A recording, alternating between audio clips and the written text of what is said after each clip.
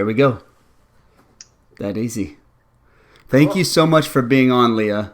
Thanks for having me. I'm actually really excited just to fill everybody in. We were having a conversation now just before I hit record, and I got real excited, and I had to say, hold on, I don't want to lose any of these wonderful nuggets that we're talking about in the thing. But you do, I guess, explain to people what BirthFit really is to start out the podcast.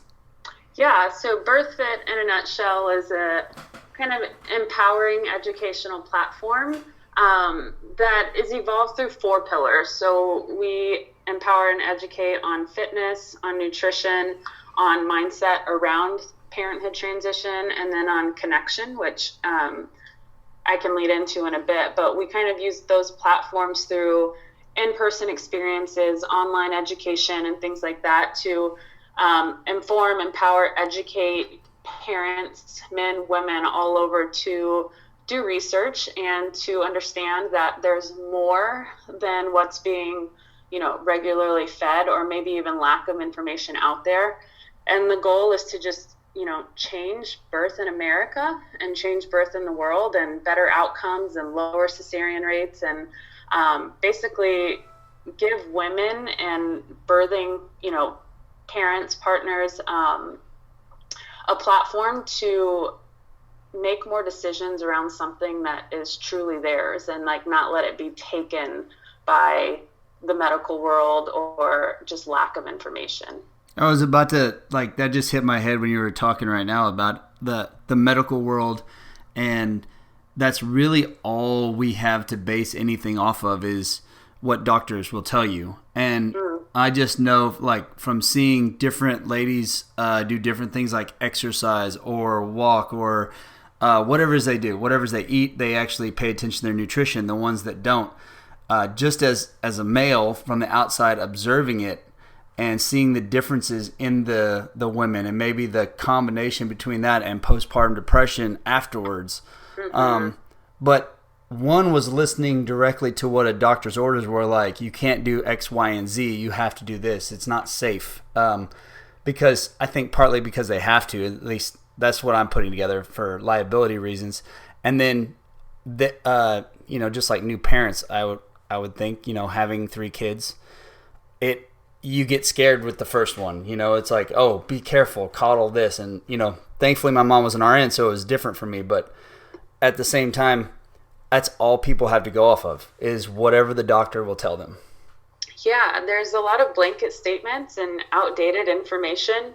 And it's very similar to I own a gym. So it's we've got people come in who have been following our nutrition advice, and they're like, I saw my doctor and these levels were high, so they put me on this. And I look at the date at the bottom, and it's a nutrition plan from 83. And it's really?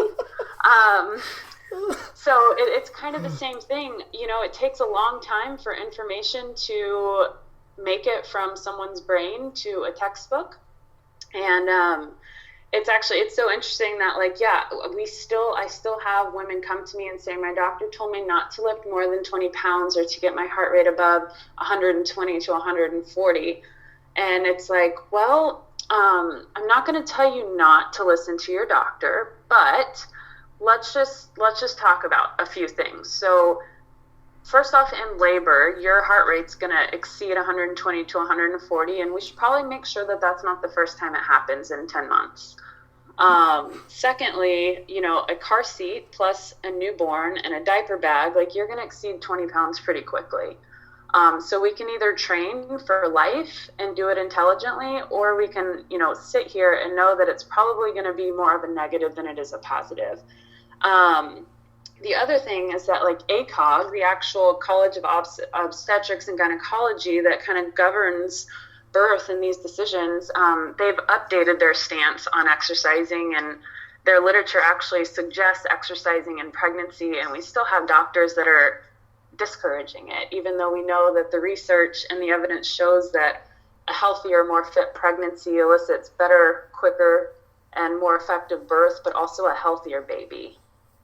Do you think that the reason they discourage it is because, my thought process is that it's a liability to them if they say it's okay, that woman can come back and sue them, or the family can come back and sue. So they're playing it safe, or do you think that they're just kind of stuck in that reactive mode where they just react to problems that they've had, like that they know about? Yeah, I think it's a little bit of both. Like obviously a doctor always, in any statement, you've got to cover your tail.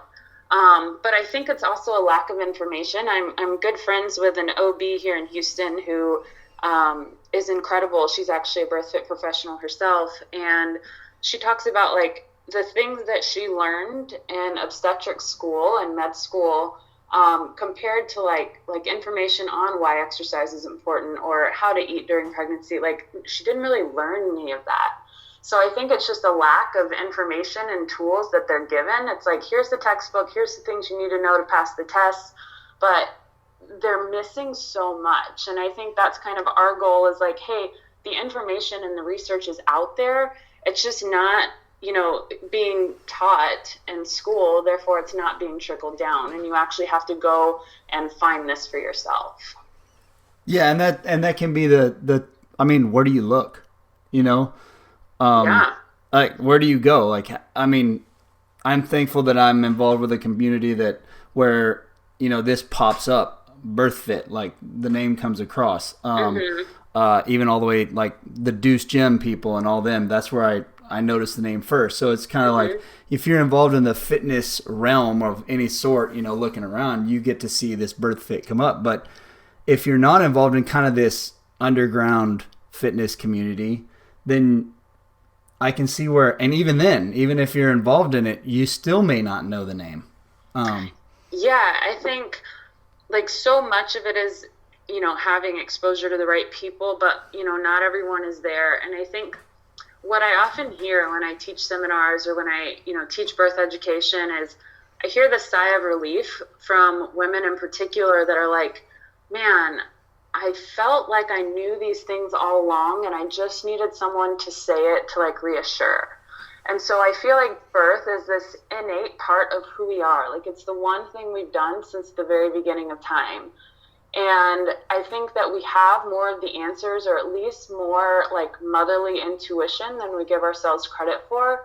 But we're waiting for the professional or someone we love and trust to validate that for us. So, a big piece of my advice is always like turning inward. Like, does it seem right? Does it feel like this is the right thing to do? And if you have hesitation, even if my doctor's telling me one thing and like it just doesn't seem right or like it's right for me, like that's where we're pushing to, ask the tough questions or ask, find someone that you look up to or who is doing it different and like have those tough conversations, because usually your intuition and your red flags are showing up for a reason.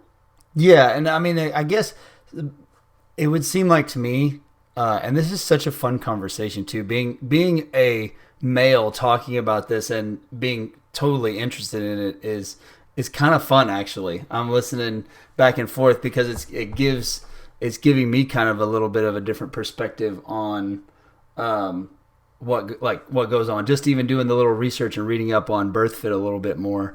But I think from what it seems like and from the outside is a lot of that fear-based stuff is they think, maybe it's just a want, like I want to go move, or I want to eat this, or I want to eat that, and I want to keep this lifestyle, but the doctor says no. So out of their fear of messing something up, because it's such a big ordeal, like there's a baby growing inside of you, a human. So they don't do it out of fear of that. They think it's more, they push it back as more of a want than it is a good thing for them.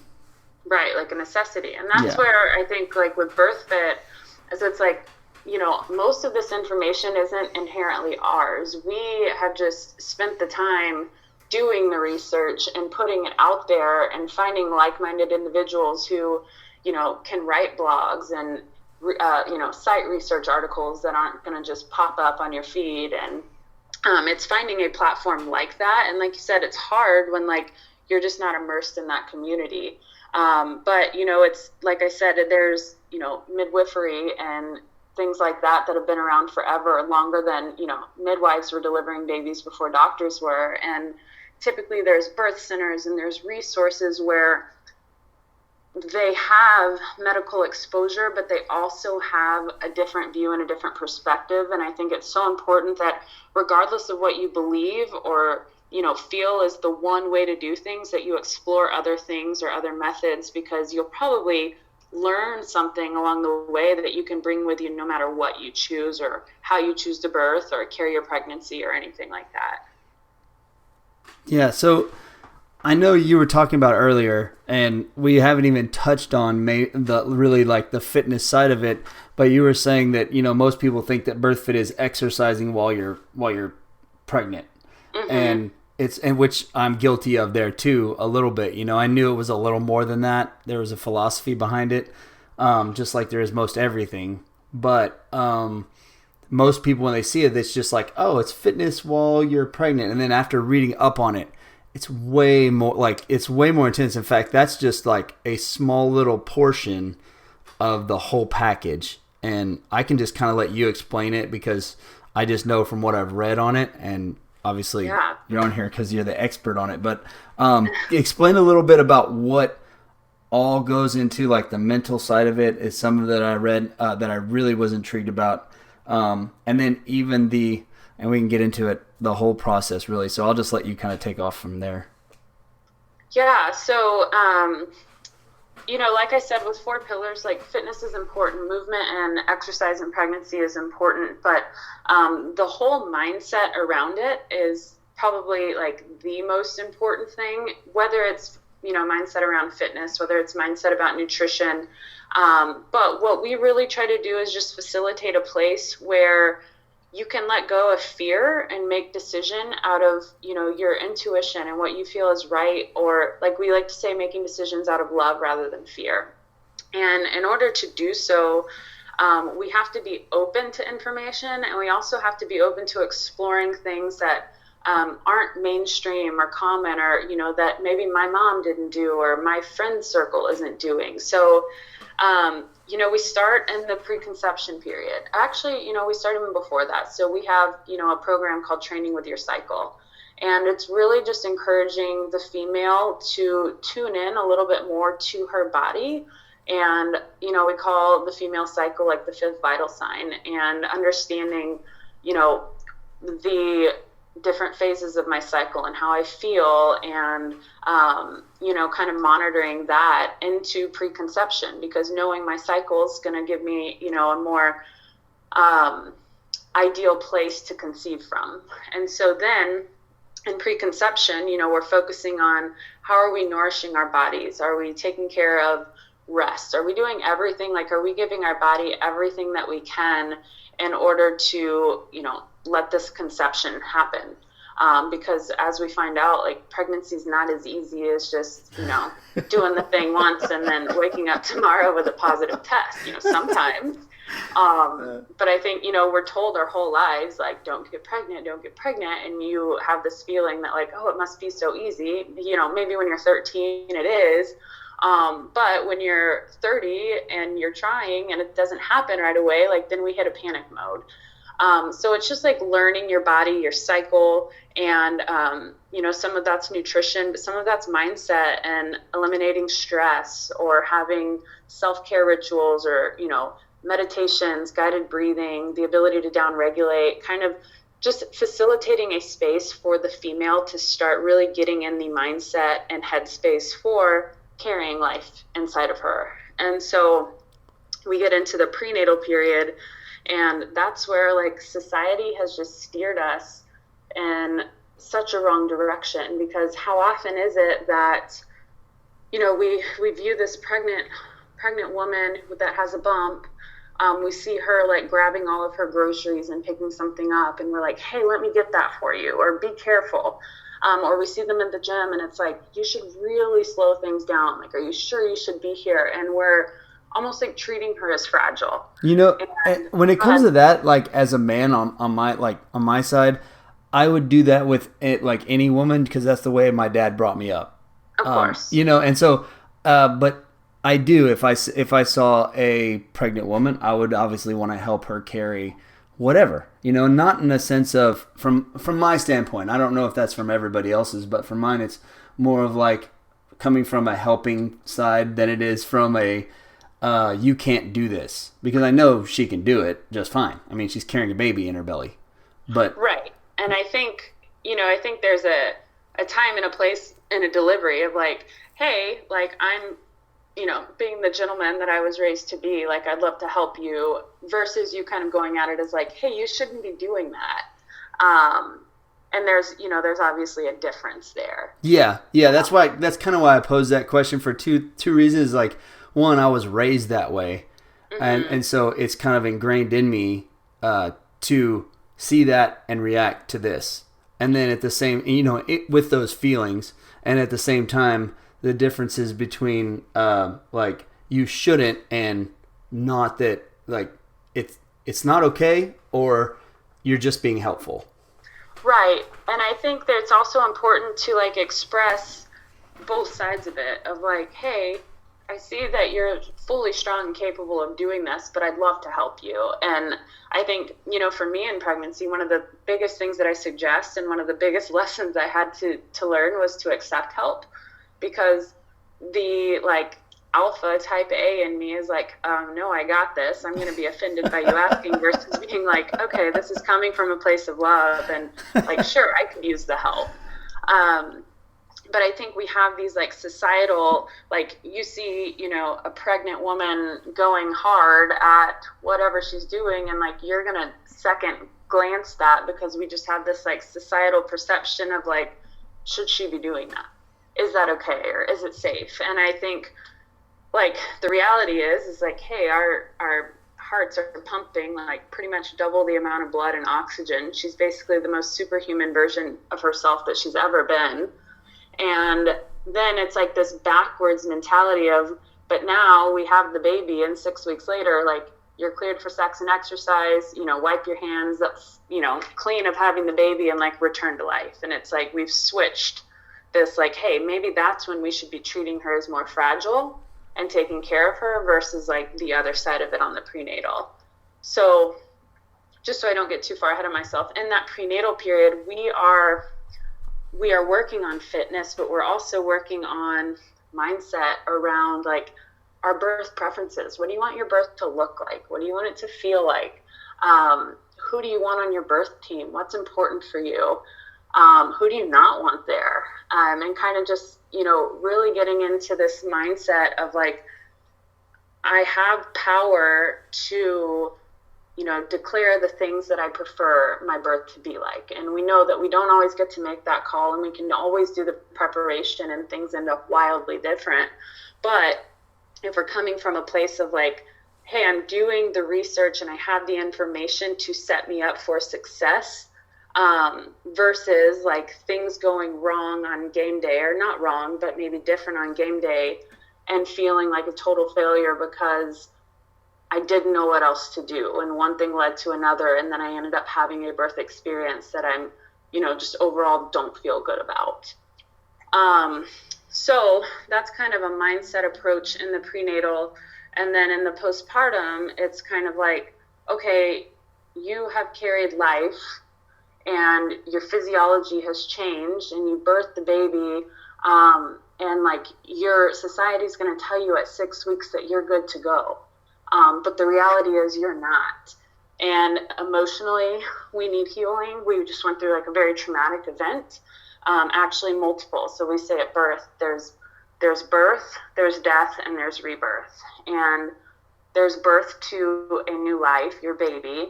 There's death to your former self, and there's rebirth to your new self as a mother. And those are three very traumatic things that we can't just be silent on. Like, we have to mourn and go through the processes, and express joy all in the same, all in the same time. Like, all of this is happening at once, and we can't just expect physically, emotionally, for moms or families in general to be okay at 6 weeks.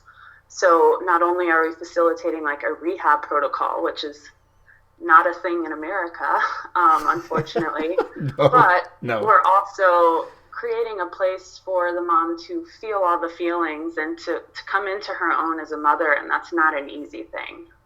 No, not at all. I mean, you think about, you explained it so perfectly, with your words there about, the death and the rebirth and that whole process, and only 6 weeks to come back from that.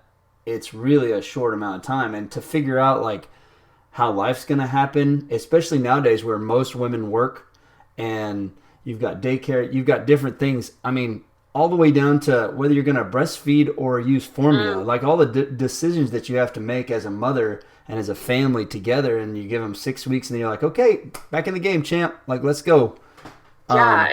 And I think, and I don't want to lose sight of like in prenatal, like I always say we are training for birth, like our mindset switches. So when we do bring fitness in, right, like we have a 9-10 month season essentially. So if you think of like a baseball season, since that just ended, how they're playing in, training camp is different than, the first half of the season versus how different they are in the playoffs or leading to the World Series. Like they don't play or practice or perform the way on day 1 that they will on day 280. And there's specific, nutrition and recovery and different things like that will change throughout the course of that season. And pregnancy is no different. We're training for birth, but with training for birth, we're also not neglecting the postpartum, and we're wrapping our minds around what does it look like when baby's here? In the immediate, what do I want it to look like in the first 2 hours when baby's here, but also, am I preparing for breastfeeding? Do I have resources available if it doesn't come easily? Because more often than not, it doesn't. And just like we have a birth team that's with us, whether that's husband, doula, chiropractor, OB, whatever that is, like, do we also have a postpartum team? So there's just so many things to think about, that if a mom doesn't have like the support or the information available to her, she has no idea.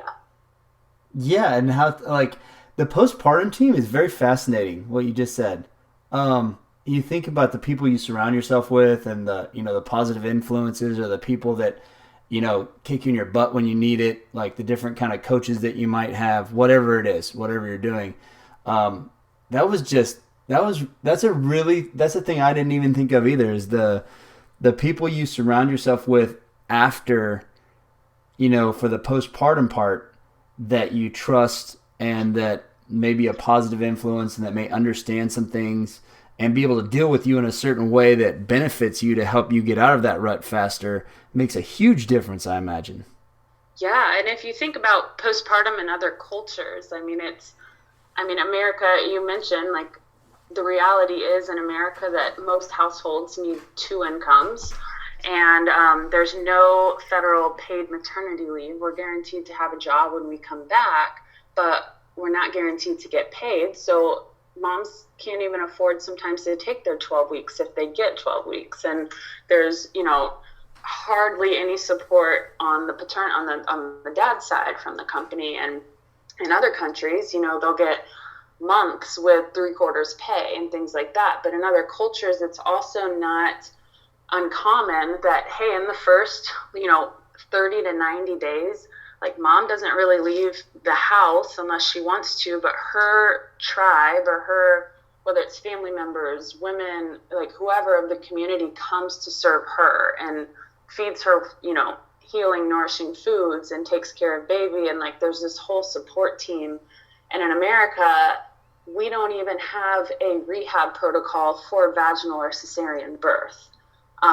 And so we're just really doing women a disservice by saying at 6 weeks you're good to go, but there's nothing to it. Whereas if you had ACL surgery at 6 weeks, you'd know exactly what you should be doing. Yeah, there's a whole plan. Like, you have a written structure of things that you need to do to get that ligament in your knee working back correctly.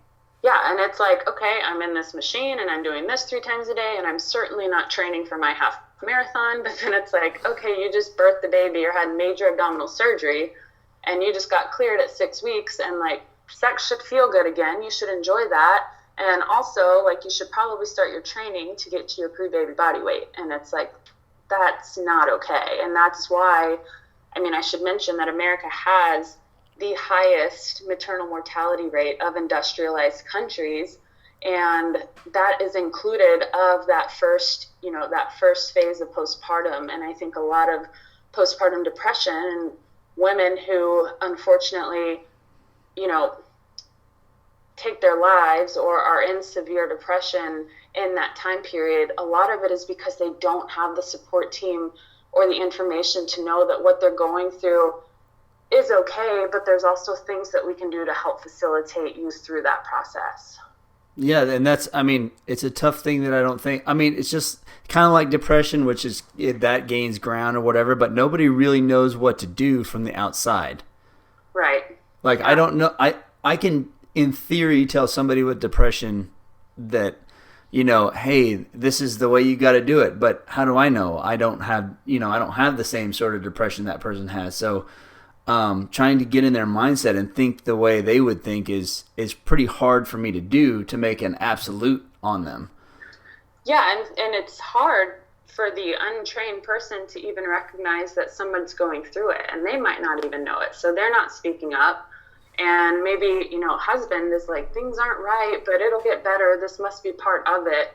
Versus, like I said, having like a postpartum team or people around you that are in constant communication to know that, like, hey, this doesn't seem right, or when I had this conversation, like, this was brought up, like, let's look further into it or explore more, because when it's uncharted territory, we just don't know better. Now, as BirthFit people, do you walk them through it? Are you available to them whenever they reach out?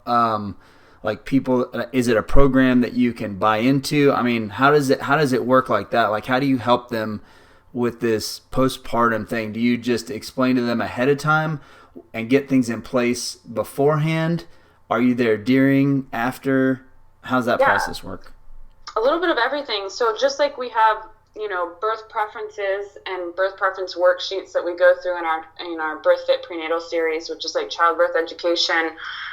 Within that series, we're also talking about postpartum, and we're coming up with a postpartum preference worksheet, and things that they can share with those closest to them. And it's things that are like, these are things that like fill me up. These are things that make me excited. If I'm saying these things or I'm doing these things, like, these are people that you can contact that probably know me well, and kind of things like that. But in addition, we are also just managing the mindset. So we're expecting that you're going through this huge transition, and we're preparing on the prenatal side of like, hey, we're in season for birth, our body is changing, this is why it's changing, this is what postpartum is going to look like. And like, guess what, we have recovery programs and protocols for you to get to a strong and whatever kind of place you want to be in the postpartum, whether that's back into a training regimen or not having core dysfunction. Like, we have those things in play,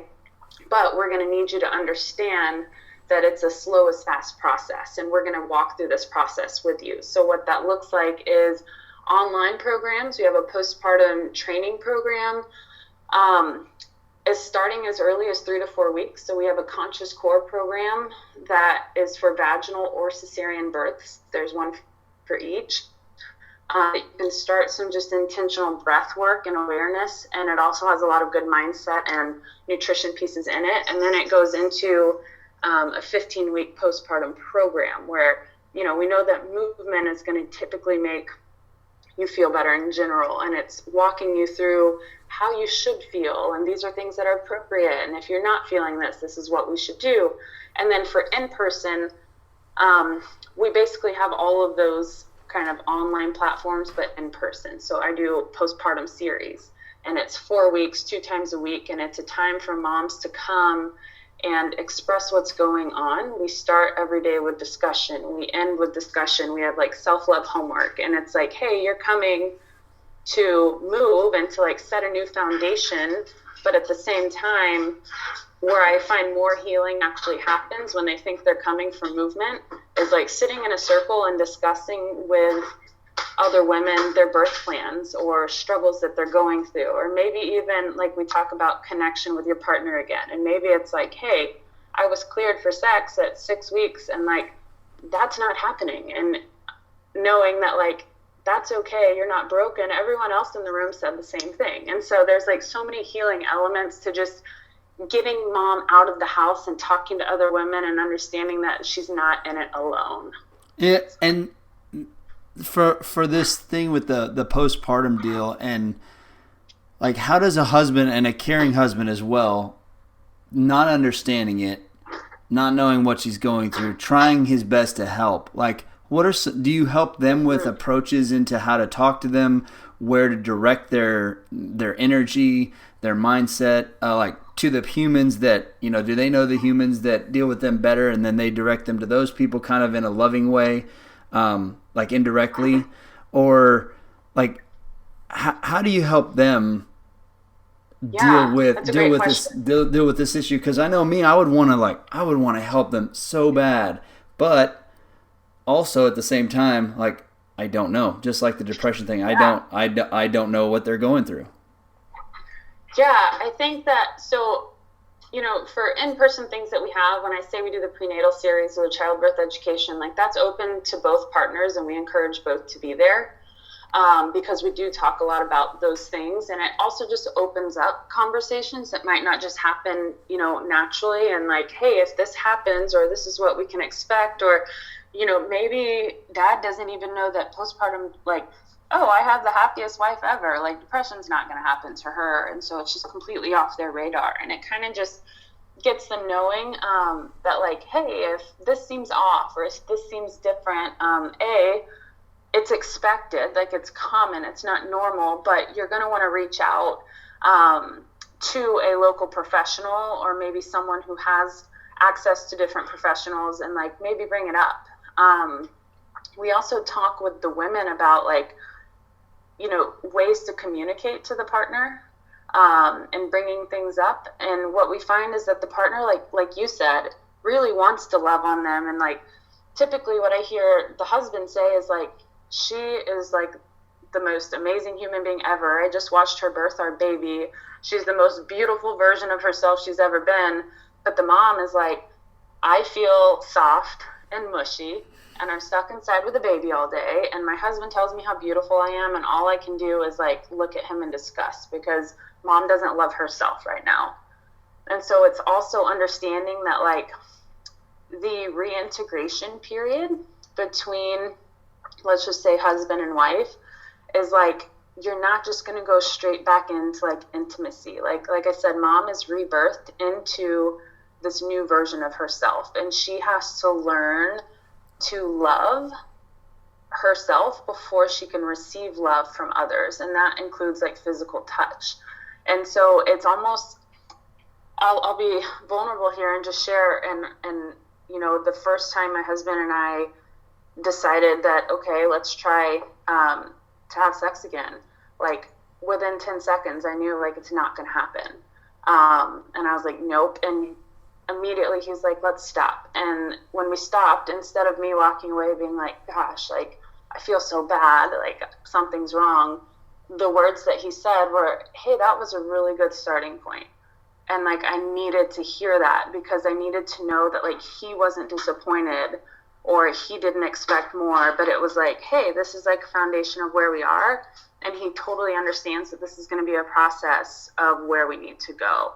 So I think that's a long-winded version of how to answer it, but it's just kind of understanding that, like, if she's pushing you away or tough to get through, like, it's just giving her the time and space to fall in love with herself again, and figuring out ways that you can work with her on that, and that's having tough conversations.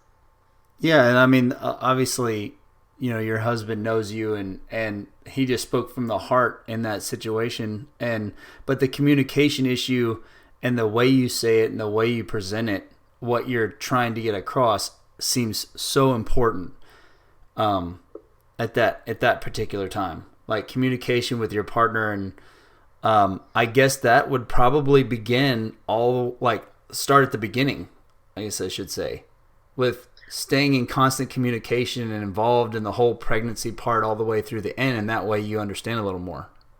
Yeah, and I think those conversations for us, I mean, I'm a doula, like a birth doula, and I attend births myself, but like, I hired a doula who's Lindsay Matthews. She's the founder and CEO of BirthFit, and she facilitated I didn't want to be in any other role during my birth except for the birthing person. And I didn't want to be the doula or the person who had to tell myself what was coming next and try to calm myself down. I know that wasn't, I'm not meant to do that in my own birth. So having her on my team, we had prenatal consults, and this is something I do with my clients, but we have those conversations on what are my fears, or what are Asia's fears, my husband's fears, and talking to each other through that.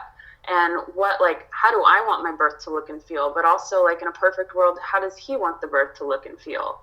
And starting those conversations, and then also hey, in tough, physical, intense times, or you're dealing with pain, how do you do it? I go inward and I don't want anyone to talk to me. So he needed to know in birth when that's happening, I don't hate you. I just don't want you to talk to me, And so I think it helped set him up, and it helped get him in the mindset of having these conversations. And then the last thing I'll say is when we were preparing in the prenatal for postpartum, he knew my hard rule is hey, in the first 2 weeks, we call it a lying in period.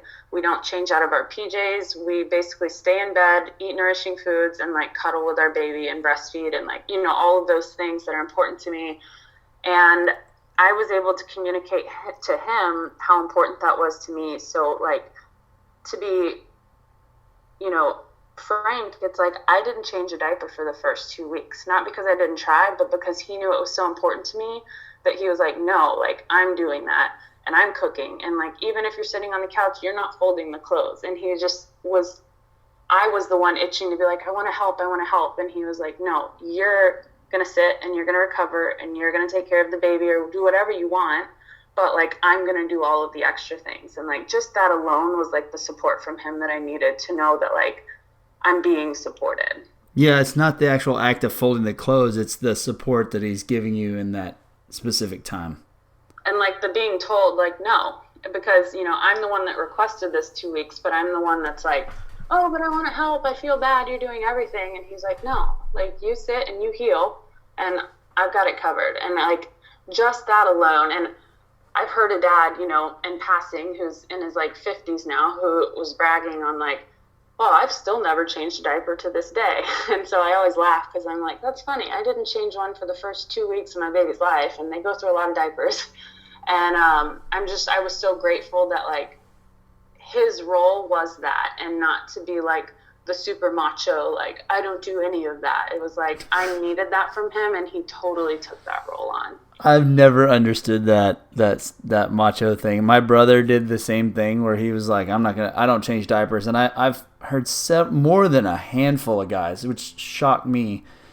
They say that I'm not changing any diapers, I'm not doing anything. I was that doesn't make any sense to me at all. Yeah, and to each in their own, and different things work for different people, but I needed him to stand, the more masculine thing for him to do, in my opinion, and the more just loving thing for him to do was to do all of the things that he did. And I can totally see how depression and postpartum blues and things like that manifest when you feel I'm trying to recover. My body's been through the ringer, and so has my mind, physically, mentally, emotionally, I am drained. But husband's not only back to work, I don't have help around the house, and I don't have help doing this or support doing this, and I don't feel I have a safe space to have these conversations. And those are little things that make the world of difference. Has this postpartum and the after, the birth and the whole process of everything, has it been the same in America the whole time, or has it ramped up due to people's lifestyles of how busy people make themselves and the jobs or whatever, just society as a whole, the way we live now? Is it ramped up even more? Is it less? What do you see? Do you mean in the postpartum period, or just in general? Yeah, just in general, all the way around. But really, the postpartum comes into it. That's a stereotype that I think's been around. But if there's more postpartum, there's going to be more accelerated cases of that happening, and examples and more things for other, men to feed off of and women to feed off of as far as like examples of how their peers handled the situation? Yeah, I mean, I definitely think there should be more just open places for, like, I laugh that we need to do more like BirthFit dads things. And we get men on the podcast and things like that on the BirthFit podcast, because I think if there was more conversation around it in general, we would be in a better place. I hear like both sides in the corporate world of like, well, it's hard to invest in a woman when I know that she's going to have a baby and she's going to be off for this time. Like, I get that, money changes things. But like, imagine having, like, just for the corporate side alone, like, imagine having a woman come back into the working place after feeling, 6 months or a year of total support and clarity and being able to meet her baby's needs and her needs, and coming back into the workspace, like, excited and with no resentment and like in a clear headspace to do really good work, versus getting mom back into the business at 6 weeks when she's fuzzy, she's not even recovered, she feels like she's so resentful for being there. Like, her work production is going to be crap because she doesn't have the juices to make the things happen. And then from like the male point, it's like, yeah, I just don't think, like, I hear so much still that the male is like, well, I just can't really do anything. Like, the mom's breastfeeding and taking care of the baby, and so, like, what am I supposed to do? And I just think that, like, if we talked about the role on what they can do versus looking at it on, like, I can't do anything, it would just change. And, kind of the things that we've just mentioned, like, there's little things that they can do that make the world of difference. And that could be something as easy as, like, changing every diaper for 2 weeks, or waking up with her in the middle of the night so that she's not by herself, or making sure that she's fed and supported. Like, I think there's just so many things that could be a conversation. And even in childbirth education classes that I've, been in on that aren't, I should say that, like, I've sat in on different variations of childbirth education, and the biggest thing that I see them lacking is conversation about the postpartum period. And so it's like we have all this focus on getting the baby here, but no focus on like what it looks like afterwards. Oh, it's a scary thing to talk about.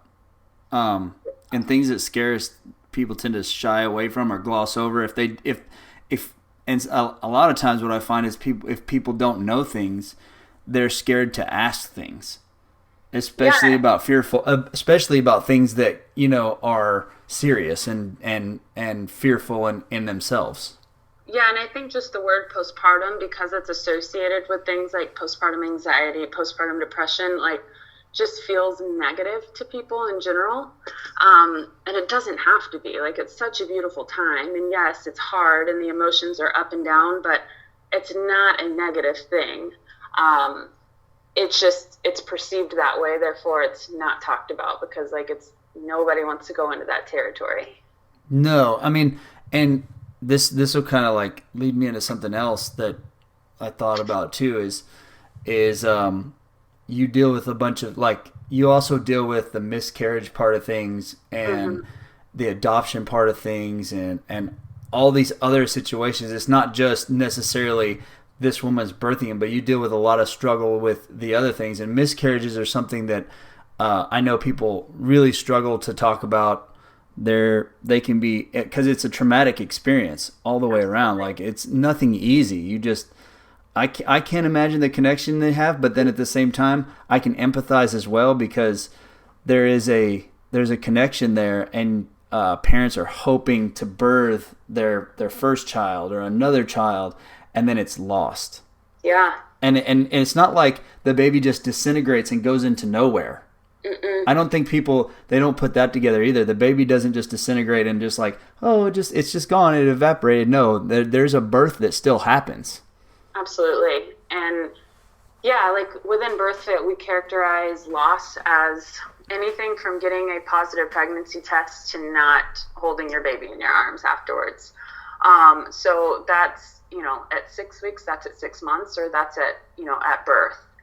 And we acknowledge I should say that the BirthFit website actually has an infant loss plan that's free, linked at the bottom of their website. And it's one of those things, it's like an insurance policy. Like, you hope you never need to use it, but you're happy when it's there.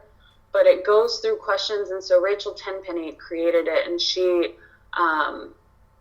is on the BirthFit blog as well, but she lost 2 twin girls, days after they were born. And she basically wrote this infant loss plan from a place of the things that she wished she would have known or had time to make decisions on, looking back into it. And it's things of like, if you're, burying a baby, like, what do you want them clothed in? And it's things that, like, we hope we never, ever have to think about, but, like, we also don't want to be surprised by questions that come up in those moments. And so there's an actual infant loss plan where, like, you can actually write down your preferences, and in the case that you ever need to use it, you have something to lean back on in times where, like, you're probably not in the best headspace to just start from scratch. But going beyond that, like I said, with pregnancy, we acknowledge every pregnancy, and we say your immediate postpartum is for as long as you are pregnant. So if you were pregnant for 8 weeks, we still want to take an intentional 8 weeks postpartum for healing. Or if you're, pregnant for 6 months and there's a loss, we want to take 6 intentional months to heal, because the body's still doing all of the things and recognizing this as a pregnancy. And then we do also encourage, like, you are a mom at any point of a positive pregnancy test. Like, you are a mom and you have that connection with your baby, and we want to acknowledge that too. So we also open up our postpartum series and different events like that to any women who have gone through loss as well. And for some, that's, difficult. They're not ready for that. And for others, they just also want to be treated like the mom that they are. And also acknowledge that, like, they are postpartum as well. So yeah, it's a really tough thing, but it's not, like, a loss is a loss, and it's a life. And it takes a lot of intentional, same thing, like, mindset and recovery to fully come past that. Yeah, I mean, I can only imagine. I mean, seeing some friends of ours that have gone through it, and people that and just down the line, and seeing how I always think they're just amazingly strong, resilient individuals to keep pushing forward and to handle it the way they do and to have the mindset that they have, because it really does affect them. And I really like what you said, because I didn't think of it that way, but you take that recovery time as long as you were pregnant, because your body is still acting like it's pregnant. So that's a pretty cool way to look at it. And I imagine that's probably comforting to some people to hear that are going through it that maybe don't know. To know that having that time and that it's okay, because I didn't even think of it until you said it. Yeah, and in some cases, I've had later on losses where mom still goes through, like, she still gets milk and, is pumping milk to a baby that they don't physically have there for it. That's incredible. It's like, we don't think about those things when we, like you said, when we think about loss, but it's like, some of the healing things are being able to donate milk to a mom in need when we're in that situation, or, just kind of walking through those waters and understanding that, like, your body fully processed this pregnancy. You can really do that? You can donate the milk to moms in need? Yeah, there's a lot of different milk donation, services. Going through a hospital, it has to be pretty rigorously tested, but there's some, like, milk donors and things like that that help facilitate that. Or if you find, like, your local birth center, typically they have moms that are in need that need that milk. So I am friends with a girl who lost her baby and still produced milk and was able to supply milk to a mom in need, and that was, like, an extremely healing situation for her. Wow, that's really cool information to know. I had never heard that before, but it's really fascinating, and it would seem like that's a way to feel productive and helpful in that time. Yeah, for sure. And there's resources out there, and every state probably is different. Every city's a little bit different, but there's, like milk banks and things like that will take milk and distribute it to somebody in need. Huh, that's pretty cool. Yeah. That is pretty cool. So what do you do on the adoption side? I just want to know real quick on the adoption side of things, what is it that, how do you help people with that process? Yeah, so we actually, and I'm just going to kind of refer this on the BirthFit website, or maybe it's probably through a podcast now, but this year at our annual BirthFit Summit, we actually had a partners panel. So we had men on the stage talking about their experience, and one of them is going through like a foster to adopt situation right now. And he and his wife talk about the struggles of that in various podcasts and things like that. But ultimately, we're recognizing that regardless of the way that you become a parent, you are a parent. And so whether you physically birthed them or not, you can still go through with BirthFit, our 4 pillars. Fitness is still important, nutrition is still important, mindset around this is important, and connection. Who is your group? Who are you connected to? Are you connecting to yourself, connecting to this future baby or child of yours, connection with the people on your team? All of our 4 pillars still stand regardless. But one resource that I would give is, if anyone wants to look into it, just Googling the BirthFit Partner Panel. I think it's also on YouTube, but it's worth watching to just hear some of the experiences and positives and struggles of being a foster or adopted parent, and comments that you get, or just this general sense of well, you're not really the parent kind of thing. How to navigate that, because there's some really messy, ugly things out there, and it's hard to navigate. Super ugly. Even down the line, how you deal with the child maybe wanting to find their birth parent or whatever it is. Name the different types of things that can come up from such a wonderful thing like adoption. Yeah, so I just checked. It's on Vimeo. You can Google BirthFit Summit Partner Panel.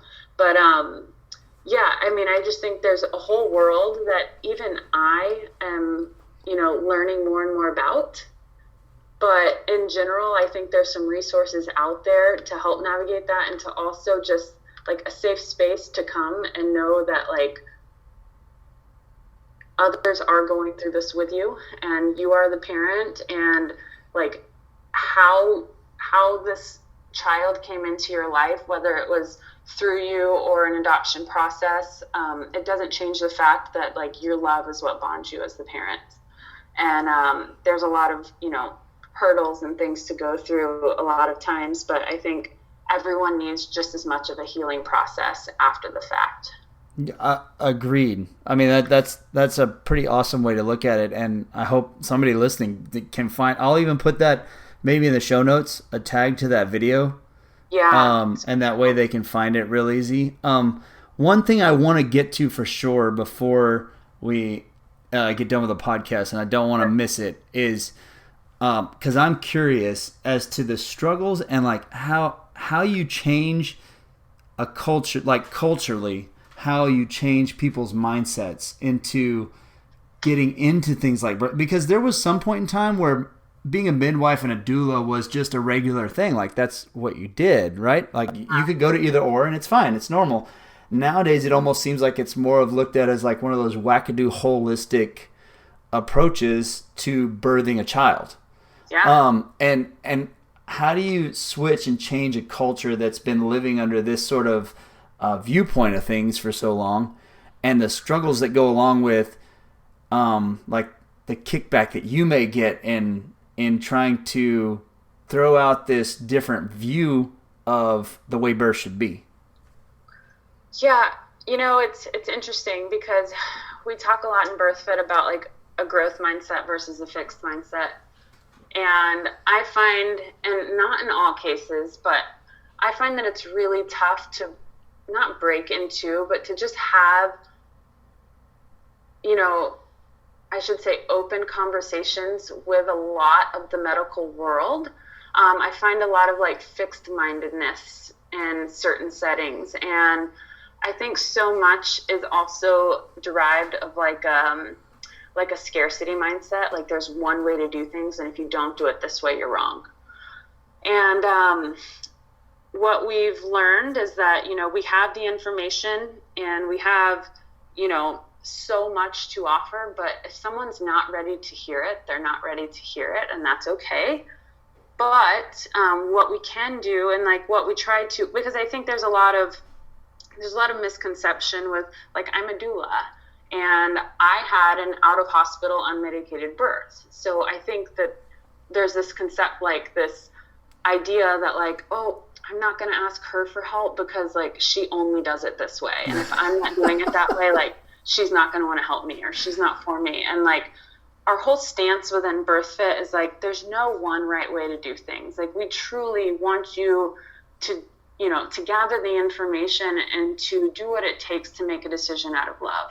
And so kind of like I mentioned to you earlier is like just understanding and having conversations with people, and that like, hey, we want everyone to have a seat at the table, whether they're choosing, a hospital birth or an out of hospital birth, whether they choose to vaccinate, whether they don't choose to vaccinate, whether they, take childbirth education or they don't. Like there's no one right way, but the goal is that if everyone is open to information, that they're able to make the best decision for themselves. But it's also, like I said, the reality that like not everyone is, and it's also not like, it is my calling to spread this information, but it's not my responsibility that somebody takes it for themselves. So yeah, there's a lot of cultural things that we have to break, and it's just being willing to sit down and, half glass or glass half empty, right? Like if we always have an empty cup that's willing to be filled up, we'll always learn something. So, kind of getting rid of that fixed mindset and just being open to understand that like maybe the way that I was told and thought and believed my whole life, actually isn't what I align with. And I'm going to choose to make a decision that is in alignment with my values. And that's wildly different than other people. And I'm going to stand firm in that, and hoping that, people feel empowered by that versus feeling like they're outnumbered or, a bad person because of that. Yeah. And to think, and that, I think this goes along with a lot of the way people think in general, all over about everything from politics to sports teams to whatever it is. They have to pick a side. Yeah. And so if you're a doula and you have your kids at home in the bathtub or wherever, mm-hmm. then you're one of those people that is lumped in with this group of people that they only believe this way. Mm-hmm. There's no way that Leah believes that you can go have a baby at a hospital with a doctor and an epidural. Mm-hmm. And from what I'm gathering, that's not the case of what you're spreading health and wellness overall. Whatever benefits the mom best and the family best. How you choose to do that, like that doesn't affect me any. And if I'm your doula, like, and you told me before that you didn't want the epidural, but then you decided to get it, like I'm not sitting here shaking my head at you. I'm like, heck yeah, like you just made this decision, feel empowered with it, like let's go. And I think there's so much focus on, societal beliefs and what I people think I should be doing, or like what other people are going to think if I don't. And like we really just want to break more into that, like what are your values and what aligns with you, and not what your parents put on you and how you were raised, but like truly looking more inward and determining like, hey, if nothing else mattered besides these decisions that I'm making for me, myself, my family, my future child, like what's most important to us. And then also, like, if that's different than the group that you're, surrounded by, like, where are areas or outlets that I can go that do make me feel supported, or where I can, like, seek information from other individuals that, like, might not be in my inner circle. But I just think it's being open to having those conversations. And like you said, understanding that, like I might be into some hippy-dippy things in one sense, but I might vote a different way in another sense, and I might believe, religiously in this sense, and like they don't all have to add up to be like linear. And that makes me. It doesn't make me bad for being different than somebody else. And that's kind of my outlook on everyone else. Yeah, it's good to have those. It's good to have, like, if you can find a balance between the hippy dippy things and the other conservative things, maybe, or if you can find these little balances in life of the way you believe, I think that's a really good thing to even keep yourself in check. I've noticed that as I get older, like I start, figuring out what I like and what I want to do and that sort of thing. But it's actually really tough. And I just listening to you talk and hearing like how they've got a voice, even as far back in the conversation as, deciding the people, their team that they want for their postpartum team and all that sort of thing. They may not know exactly who is best, and they may not want to say it out loud. They may not be able to figure it out, because finding out what you really like and what you really want, what you truly believe, is a really tough thing to do. And sometimes that means you just have to start the process, I think, and start talking about it. Like, oh, this is what I would like. And then you realize maybe, oh, that's not what I really like, but I'm figuring it out now because you opened your mouth and you said it out loud. Yeah, I mean, it takes some work. And like I always say, like, you have the birth that you were meant to have. And I'm a full believer that birth makes you, like, it makes you do some work. And you might come out on the other side being like, I didn't plan for that. That was traumatic. That was, like, I can't believe that happened. And then 6 months or 6 years down the line, you're like, man, that's exactly what I needed, because this is what showed up for me through that. And so I think this whole process, I think in life we're all doing work, because we all have our things. But I think so much of like this motherhood and parenthood transition is about doing work to become a little bit more clear on our values, because now it just isn't affecting us, it's affecting our families and our children. And like, that's a big call to action.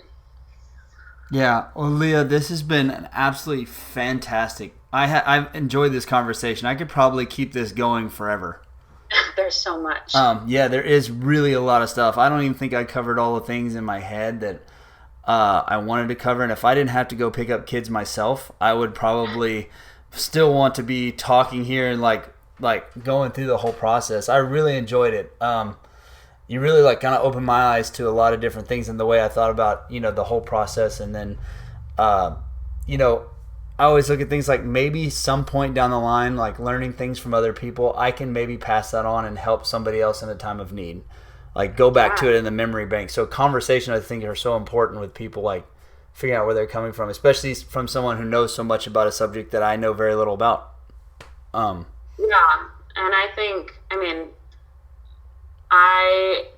if you ever want to do part 2 and go down a rabbit hole of anything else, like I said, I'm always available, but there's so much to cover. And I think this just scratches the surface, but hopefully it allows people to think a little bit further for themselves, whether it's in this parenthood process or it's supporting someone who's going through it. I would love to do part 2, and I'm definitely going to put everything, the BirthFit stuff.